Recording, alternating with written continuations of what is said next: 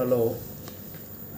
आज मैं CBSE class 10 में सिविक्स के चैप्टर 1 पावर शेयरिंग का पार्ट 2 बताने जा रहा हूँ।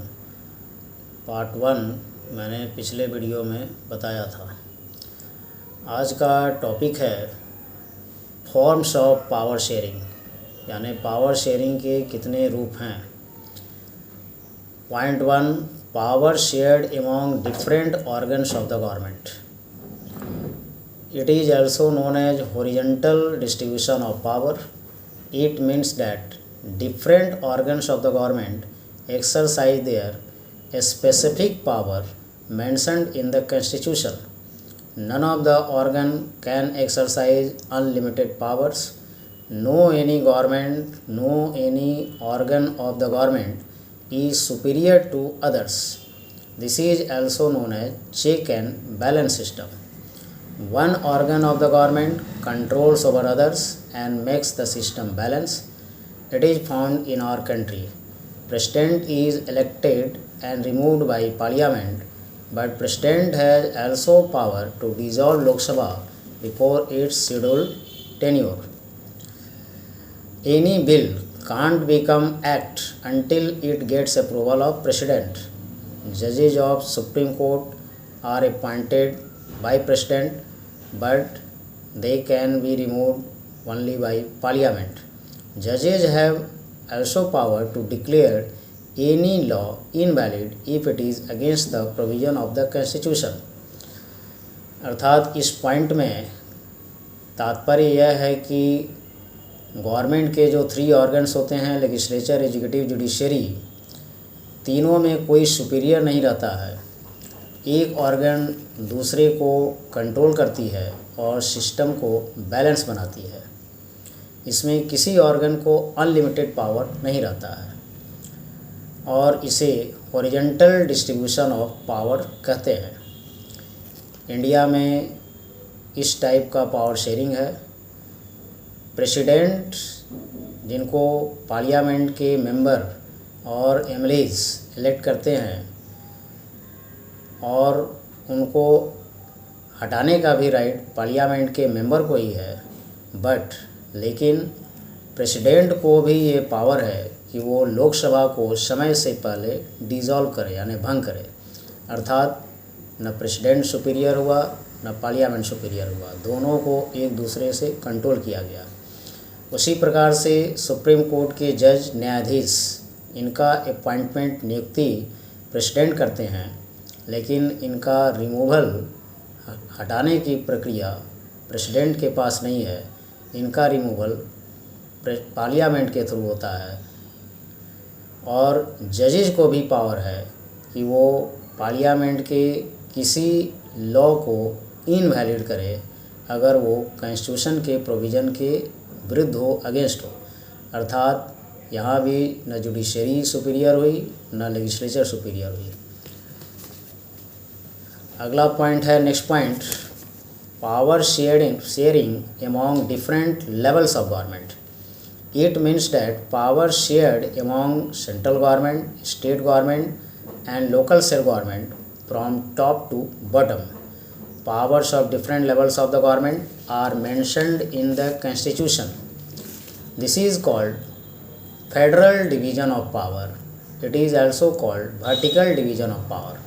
It means that although powers of all levels of government are mentioned in the constitution, but power moves from top to bottom. It means that central government can give instruction to the state government and they have to follow it for unity and integrity of the country. It is because central government is responsible, is representative. Central government is representative of people of whole nation. In the same way, local self government run under guidance and instruction of state government. Second number का point है कि power sharing government के 3 levels, जो general, जो common levels होते हैं, जैसे India में सेंट्रल गवर्नमेंट, स्टेट गवर्नमेंट और लोकल सेल्फ गवर्नमेंट है, तीनों में पावर डिस्ट्रीब्यूट होता है और इसे वर्टिकल डिवीज़न ऑफ पावर कहते हैं।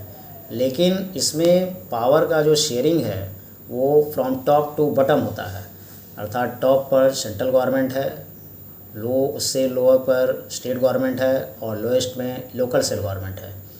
इसका मीनिंग ये हुआ कि सेंट्रल गवर्नमेंट सुपीरियर हुई, सेंट्रल गवर्नमेंट स्टेट गवर्नमेंट को इंस्ट्रक्शन दे सकती है और स्टेट गवर्नमेंट को उसे फॉलो करना है। क्योंकि कंट्री के यूनिटी और इंटीग्रिटी के लिए ये आवश्यक है कि एक नेशनल पॉलिसी हो और उसको सभी स्टेट्स गवर्नमेंट फॉलो करें। उसी तरह से लोकल सेल गवर्नमेंट भी स्टेट गवर्नमेंट के गाइडेंस में वर्क करते हैं और स्टेट गवर्नमेंट के इंस्ट्रक्शन को फॉलो करते हैं। Next point, power shared among different social group. It means that power shared among socially weaker sections of the society. In India, there are some groups whose representation in legislature and administration is very low. Special provisions have been made for them to make their representation in government jobs, legislature and administration. Reserve constituencies in Lok Sabha and state legislative assemblies are examples of these types of things. 84 seats are reserved for scheduled caste and 47 seats are reserved for scheduled tribes in Lok Sabha. Seats are reserved for them in state legislative assemblies also. It is also a type of power sharing because they become MP or MLA. इस point से तात्पर्य है कि power sharing society के different groups के बीच में होना चाहिए। डिफरेंट ग्रुप का मतलब चाहे वो लोअर हो, वीकर हो, पुअर क्लास हो, डिप्रेस्ड क्लासेज हो, उनका भी पावर में रिप्रेजेंटेशन होना चाहिए।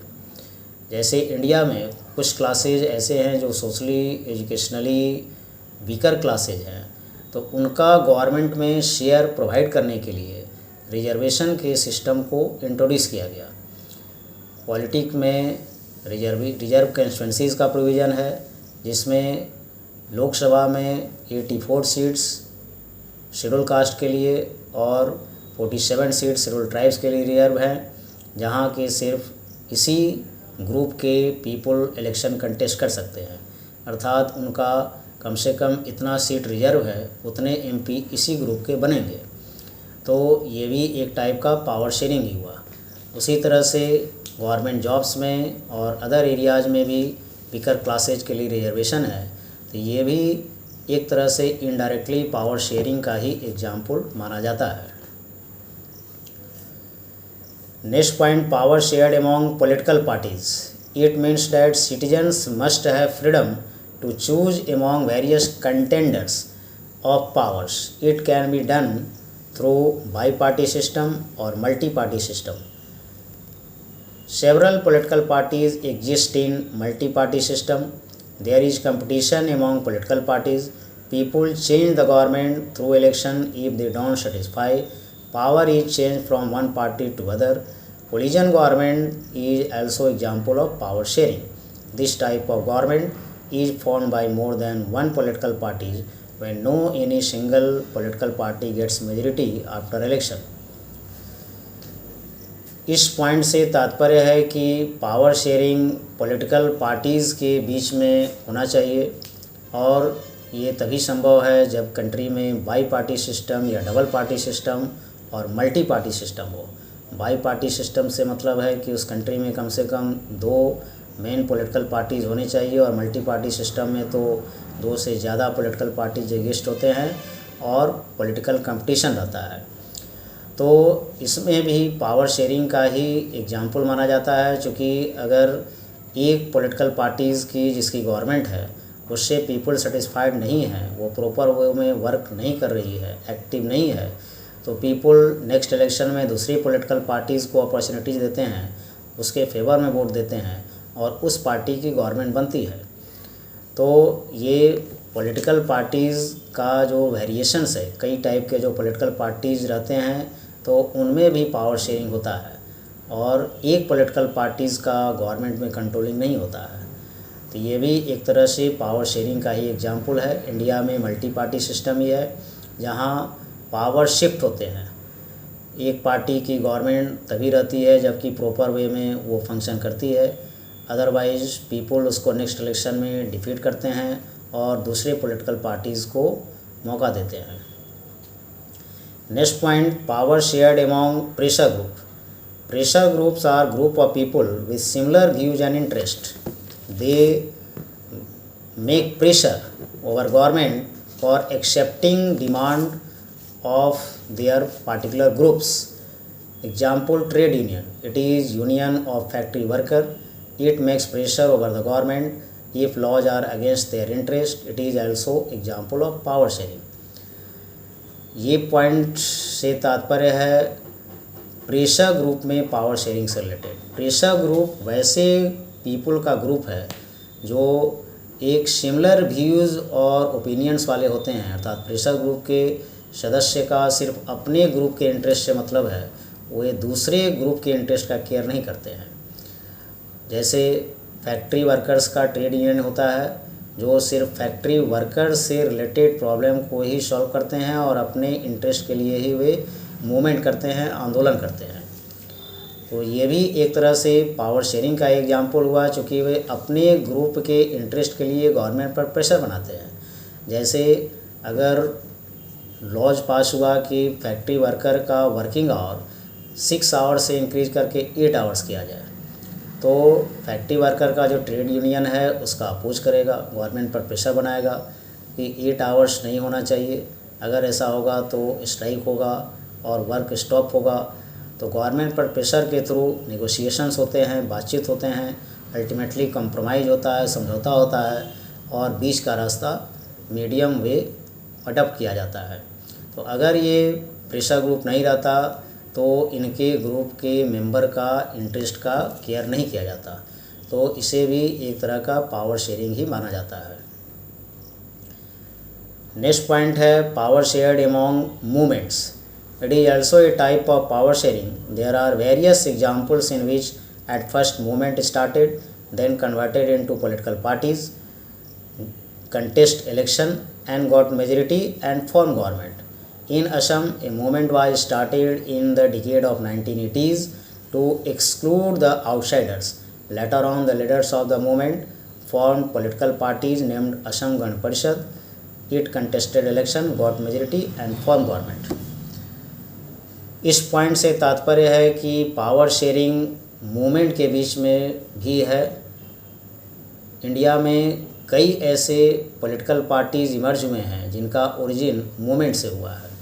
जैसे 1980s के डिकेड में असम में एक मूवमेंट आंदोलन हुआ कि असम से जितने भी आउटसाइडर्स हैं उनको असम से एक्सक्लूड किया जाए, निकाला जाए, क्योंकि वे लोकल पीपल के एम्प्लॉयमेंट को इफ़ेक्टिव कर रहे हैं और लोकल पीपल का लाइफ इकोनॉमिक कंडीशन इफ़ेक्टिव हो रहा है। इस मूवमेंट पर, इस पॉइंट पर, इस मैटर पर मूवमेंट स्टार्ट हुआ। बाद में इस मूवमेंट के लीडर ने एक पॉलिटिकल पार्टी बनाया, असम गण परिषद। ये पार्टी इलेक्शन कंटेस्ट की और मेजॉरिटी भी आया, बहुमत भी आया और इस पार्टी ने गवर्नमेंट फॉर्म की। तो ये भी एक पावर शेयरिंग का ही एग्जाम्पल है। मूवमेंट के थ्रू कई पॉलिटिकल पार्टीज इंडिया में ओरिजिन हुए हैं और अल्टीमेटली वे मेजॉरिटी में आने के बाद गवर्नमेंट भी फॉर्म किए हैं।